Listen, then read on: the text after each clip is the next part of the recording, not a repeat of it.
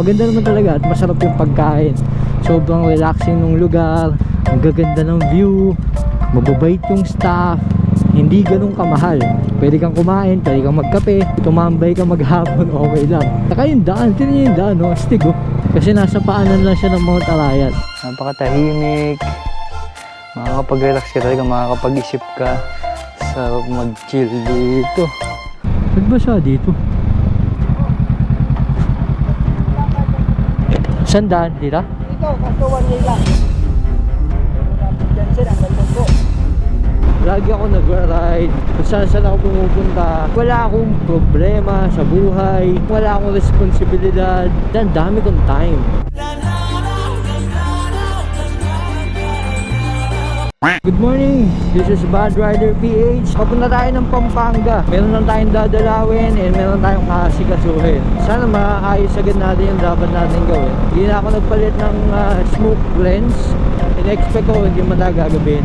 Pampanga Gaming. By the way, solo ride lang tayo today. Personal errand lang naman to. Hindi naman to actually ride. Mas okay kung may motor ko siya kaysa sasakyan para mas mabilis din. Traffic dito. Meron daw nakastop na kotse. What's happening? Ah, ito. May truck pala. Okay. Ayun lang. Wala na. Tuloy-tuloy tayo. Pasok na tayo ng NLEX at ang daming sasakyan. Gusto ko lang i-take tong opportunity na to para mag-vent ng konti. Vlog ko naman to kaya wala naman kayong magagawa. Marami kasing nag-aakala. Lagi ako nag-ride. Kung saan ako pumupunta, wala akong problema sa buhay, wala akong responsibilidad. Ang dami kong time. 3 months bago ako makaride talaga. Frequency ng labas ng vlog, nagmumukha siyang every month, every 2 weeks. Pero yung vlog kasi natin, minsan part 1, part 2, o kaya ilang buwan yung pagitan nun. Minsan nga more than 5 months eh. Hindi nyo napapansin na yung ganun katagal yung pagitan niya kasi magkasunod yung pagkakapost. Tulad nito, nag-vlog lang ako. Pero dahil meron akong kailangan sikasuhin. Hindi dahil gusto ko lang. Kanya-kanyang hirap yan, kanya-kanyang problema yan, kanya-kanyang way ng pagtakil yan sa hirap ng buhay. Hindi porket hindi nyo nakikita, wala kayong nakikita ng drama, wala nang problema. Hindi porket nagpapatawa, hindi porket masaya, hindi mabigat yung sitwasyon. Kung tatamad-tamad naman ako, wala akong ginagawa, patingin ko hindi naman ako papayagan mismo ng misis ko, diba? Hindi siya yung magpupush na mag-ride ako or regaluhan ako ng mga bagay na pang motor kung talagang irresponsible ako, no? Balik tayo sa biyahe. Sorry yan na yung SCTEXO. But this time dire-diretso lang tayo. Guguluhin lang natin tong NLEX. Papunta tayo ng Magalang, Pampanga. Vehicle is going to Magalang, take outer lane. Mabalacat, Magalang, Pamban, Concepcion. Dito tayo. Nandito na ako sa dadalawin natin. Yan. So yan ang bahay namin dito sa Magalang, Pampanga. 1 hour later. Paalis na ako mula dito sa bahay. Hindi ko pa siya mapapalagyan ng kuryente tsaka tubig. So next time na lang, babalik na lang ako. May sinadjust sa akin si Mrs. na puntahan na kapihan. Mukhang maganda yung view. Tsaka sana okay yung pagkain. Doon na lang siguro akong magla-lunch. Tapos after nun, tsaka tayo uwi. Ayan yung bahay, oh. Diba? Ito palang Magalang, Pampanga malapit sa Mount Arayat. Nasa Mount Arayat na rin pala halos yung pupuntahan natin ngayon. Kape Sinukuan. Pero bago yun, mayroon lang ako gustong daanan dito. Nung unang beses na pinuntahan namin tong bahay, meron kami nakita ni Mrs. dito na mga sarap lang motorin na spot dito sa Magalang.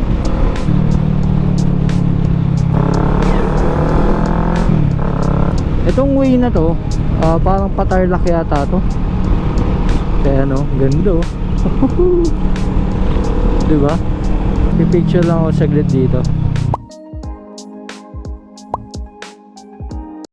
May binang pinapadaanan sa akin si Wizo. Parang gusto ko i-explore. Kasi parang dun siya dadaan, no? Sana hindi rough road. Subukan natin.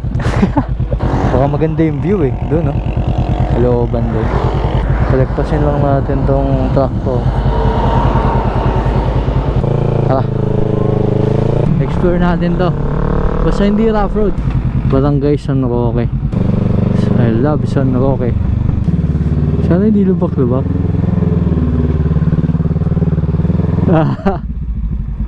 Adventure. Mukhang hindi naman, may mga sasakyan, no? 12 seconds later. Sinasabi ko eh. Lubak-lubak, ang daan. Hanggang saan kaya? Di ba maikli lang naman? Baka hindi naman siya ganun kahaba. Let's see.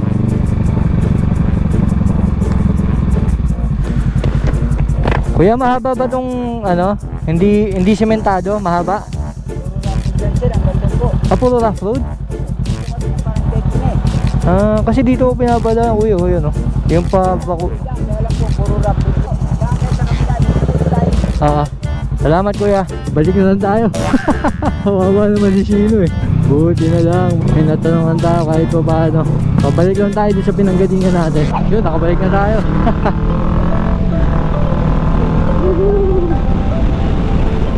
Ganda dito. So doon naman talaga yung daan natin eh. So Mount Arayat na yan.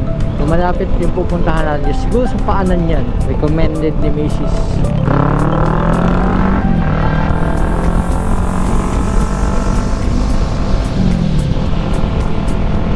Magalang Municipal Hall. So dito siya. Parang ito yung parang mismong bayan eh. Ayun o, Plaza Magalang. Okay, yung Municipal Hall ng Magalang. Baka bumalik din ako dyan kasi may kailangan ako dyan para sa kuryente ng bahay. Kuku Arayat. Okay, welcome to Arayat. Tinatahak natin ay Arayat Magalang Road. Ayun lang. Ayun o, diba? Dito na tayo kakaliwa. Datang mga Orient. Datang Sabi na Waze. Wow.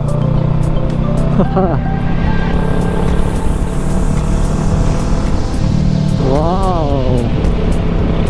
Ganda dito. Welcome Barangay Baliti. Hindi Balete, Baliti. Basta ganda no. Kala ko hubs, fake news.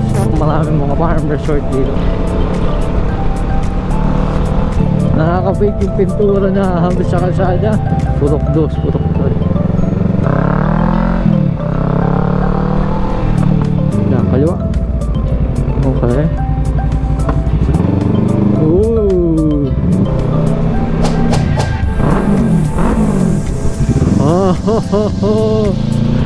Oh, ang ganda. Uy, ang ganda.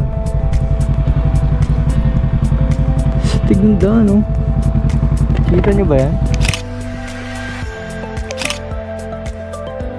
Ang kalabaw pa din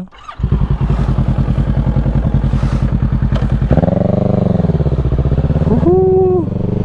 Stig! Ang ganda ng daan. Purok 6. Rodriguez Nature Park. Dito kaya?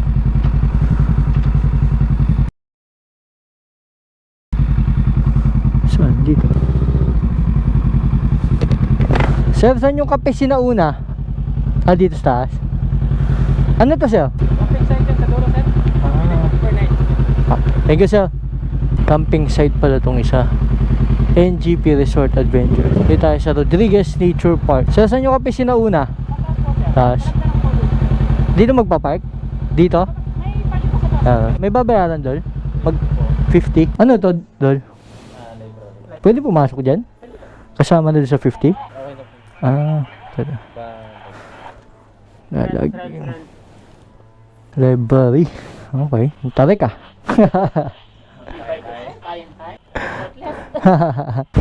Thank you. Babayad ng 50. Ang tarik. Sobrang tarik niya. Steep. 240 steps. Oh, hope oh. Astig na ito. Love. Faith. Boys. Strength. Wow. Saan kaya? Pwede sa malilim? Dito Dol, pwede? Yun. Nandito na tayo sa Cafe Sinauna. Actually, nandun yung kapihan na yun, sa likod. Pero meron kasi raw dito parang spot na pwede rin magpa-picture. So silipin lang natin. May bahay dito. Yan. Yan daw yata yung bahay ng may-ari. Sabi nung nakausap ko, pwede rin daw rin rentahan. Ito. Tignan niyo yung view. Nasa paanan lang tayo ng Mount Arayat. Bestig. Nice oh. View deck. Yan pala. Grabe.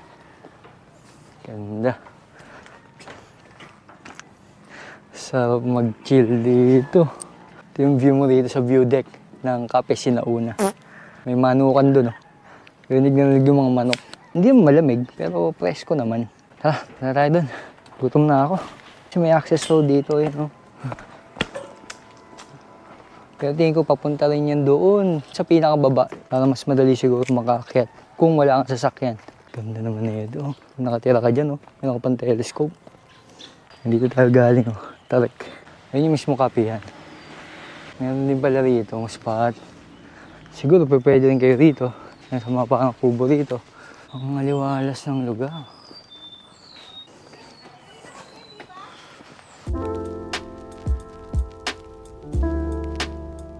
Yan yung menu nila.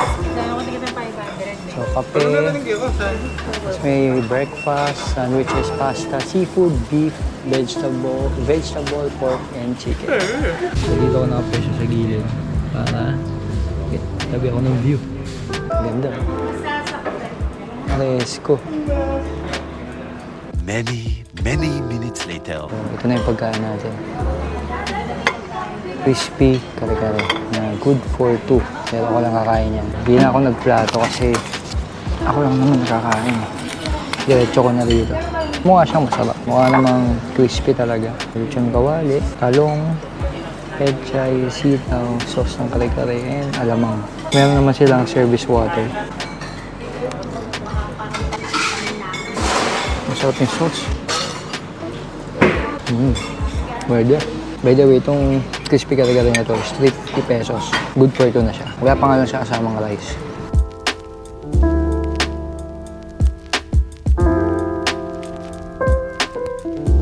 Paubo. Lalo itong sauce na sarap. Yung alamang maalat pero hindi sobrang alat. Kaya humingi ako ng extra sauce tsaka extra alamang. Libre lang. Gusto na kumain. Ganda dyan ha. Tapos meron pang spot doon. Parang pwede mag-campfire. Tapos may mga kubo. Yan dito, may pwesto. Yan o. Pero pag hapon o gabi, ang ganda dito. Yan, yung mga pailaw, mga pwesto. Diba? Sobrang chill. Tapos ganyan yung view mo. Tapos meron pa dito ang sky spot. Nakita natin kanina. Pwede kayong magpa-picture. Sakto-sakto dito sa mga mag-jowa. Date kayo dito. Pwede kaya uminom dito. Pag uminom ka dito, parang ang hirap. Kasi ang tarik ng daan eh.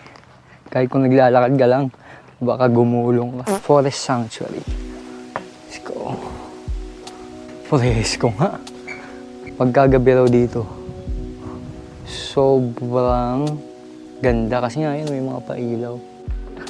Manalo eh.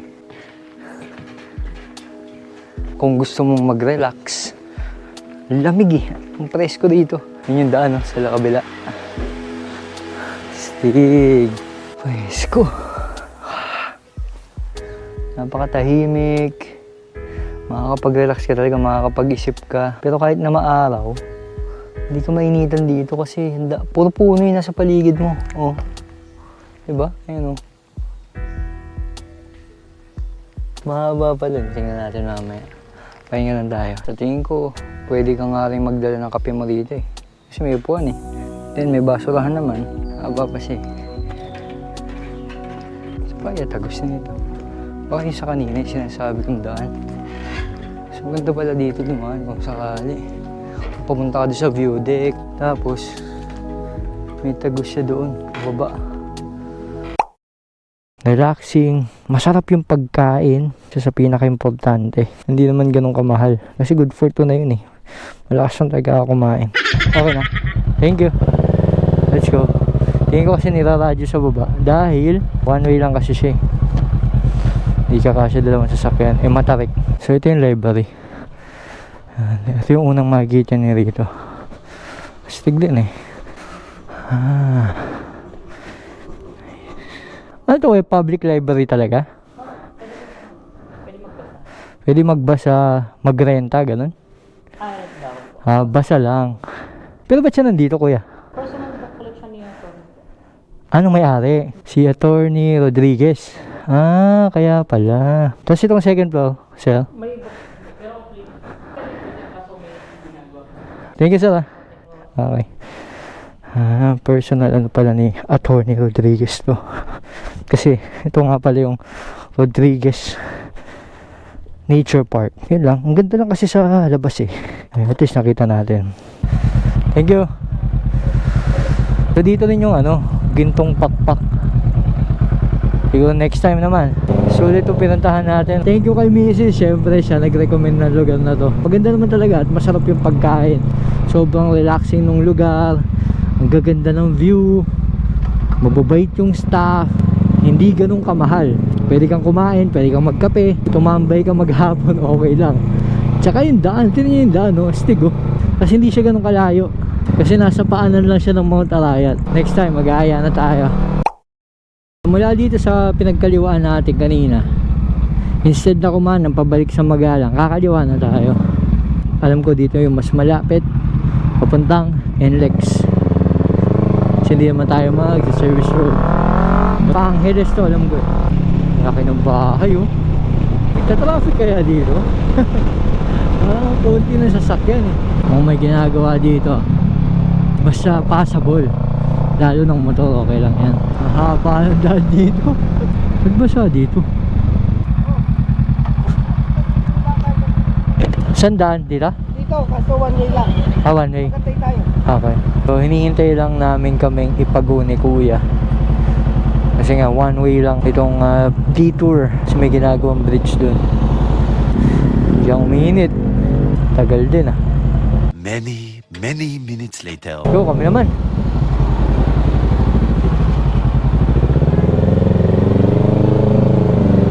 Elementary school pala to. Dati siguro. Ay kabok. Malambot yung lupa. Delikado. Sundan ko lang to si kuya. Sundan natin sila.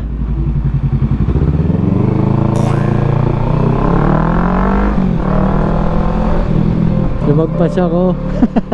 Dito pala ako dapat kakanan.